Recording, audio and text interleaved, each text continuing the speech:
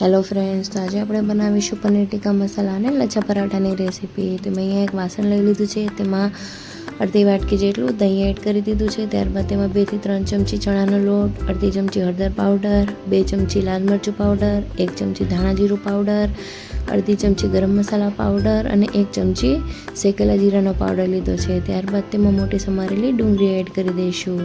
હવે તેવી જ રીતે આપણે મોટી સમારેલા કેપ્સિકમ એડ કરી દઈશું અને હવે લસણની પેસ્ટ અને પનીરના ક્યુબ એડ કરી દઈએ। ત્યારબાદ તેમાં સ્વાદ અનુસાર મીઠું એડ કરી દઈશું, ક્રશ કરેલી કસૂરી મેથી એડ કરી દઈએ, ક્રશ કરેલો અજમો અને થોડું ગરમ તેલ એડ કરી દઈશું। હવે બધી જ વસ્તુને આપણે સારી રીતે મિક્સ કરી લઈએ। તો જોઈ શકો છો ફ્રેન્ડ્સ, આપણી બધી જ વસ્તુ સારી રીતે મિક્સ થઈ ગઈ છે। તો હવે આપણે અહીંયા એક કઢાઈ લઈ લઈશું। ત્યારબાદ તેમાં તેલ એડ કરી દઈએ। તેલ ગરમ થાય એટલે તેમાં જીરું એડ કરી દઈશું।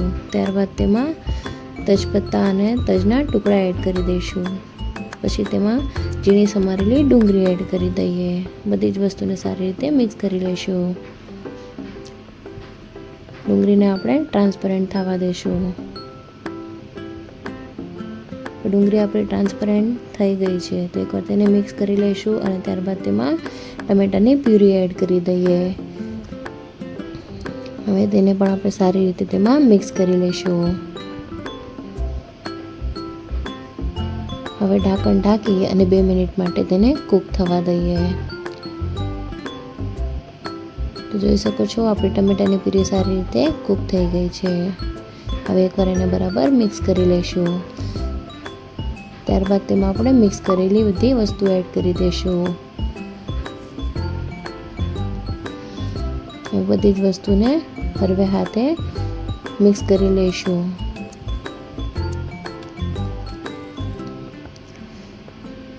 બધી જ વસ્તુ આપણી સારી રીતે મિક્સ થઈ ગઈ છે। તેમાં આપણે 2 થી 3 ટેબલ સ્પૂન જેટલું પાણી એડ કરી દઈએ અને ફરીથી બધી વસ્તુને આપણે મિક્સ કરી લઈશું।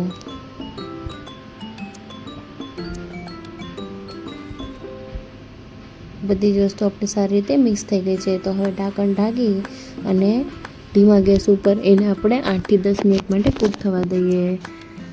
ભાજી આપણી કૂક થાય છે ત્યાં સુધી આપણે પરાઠાનો લોટ બાંધી લઈશું। તો મેં અહીંયા ઘઉંનો લોટ લીધો છે, તેની અંદર ક્રશ કરેલો અજમો એડ કરી દઈશું અને થોડું મીઠું એડ કરી દઈશું। ત્યારબાદ તેમાં તેલ એડ કરી દઈશું અને હવે થોડું પાણી એડ કરતા જઈને એક મીડિયમ સોફ્ટ એવો લોટ બાંધીને રેડી કરી લઈશું।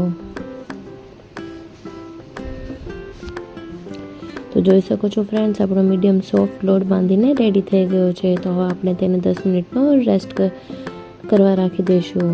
હવે આપણે શાક ચેક કરી લઈએ।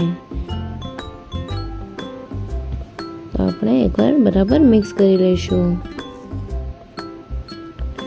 હવે ફરીથી આપણે ઢાંકણ ઢાંકી અને 2 મિનિટ માટે કૂક થવા દઈએ।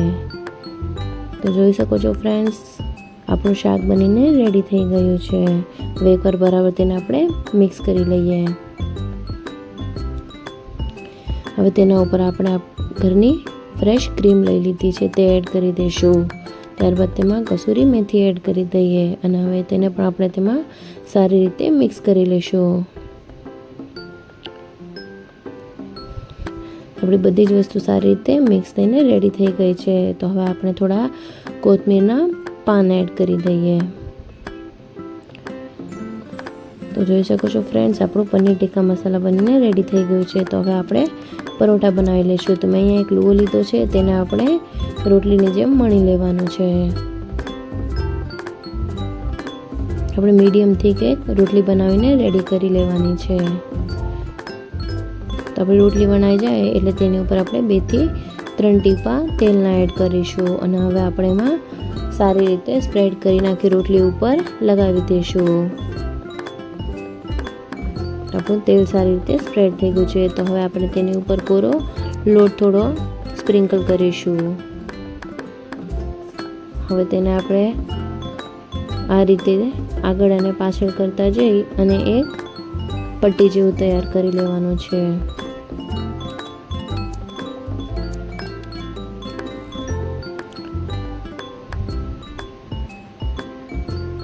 આ રીતની એક પટ્ટી તૈયાર કરી અને તેને આપણે આવી રીતે અંદરની સાઈડ ફોલ્ડ કરતા જવાનું છે અને હવે તેને હથેળીની મદદથી પ્રેસ કરવાનું છે. પ્રેસ કરી અને એને કોરા લોટ લગાવી અને તેને હળવે હાથે વણી લેવાનું છે.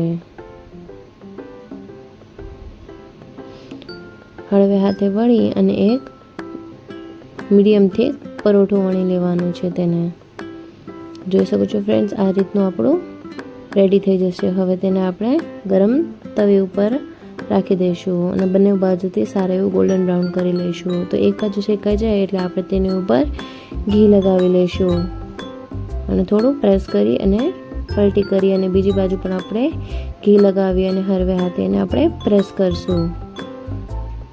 તો જોઈ શકો છો ફ્રેન્ડ્સ, આપણું સારું એવું પરોઠું શેકાઈને રેડી થઈ ગયું છે. તો જોતાં જ મોઢામાં પાણી આવી જાય એવું પનીર ટીકા મસાલાનું શાક અને લચ્છા પરાઠા બનીને રેડી થઈ ગયા છે.